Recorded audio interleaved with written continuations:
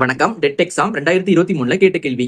X power 5 into 10 power 15 equal to 20 power 5 into 10 power 10 எனில் எக்ஸின் மதிப்பை காண்கன்னு கேட்டிருக்காங்க. இப்ப நம்ம என்ன பண்ண போறோம்னா, இங்க நமக்கு 10 இருக்கு, ஆனா இங்க நமக்கு 20 இருக்கு. இப்ப நம்ம இந்த 20 என்ன பண்ண போறோம்னா ரெண்டா பிரிக்க போறோம்.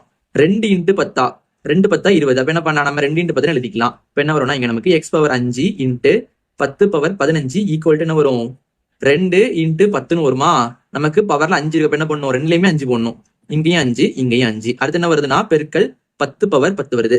இங்க நமக்கு 10 பவர் 15 இருக்கு, இங்க நமக்கு 10 பவர் 5, இங்க 10 பவர் 10 இருக்கு. இப்ப ரெண்டையும் கட் பண்ணலாம் பாருங்க.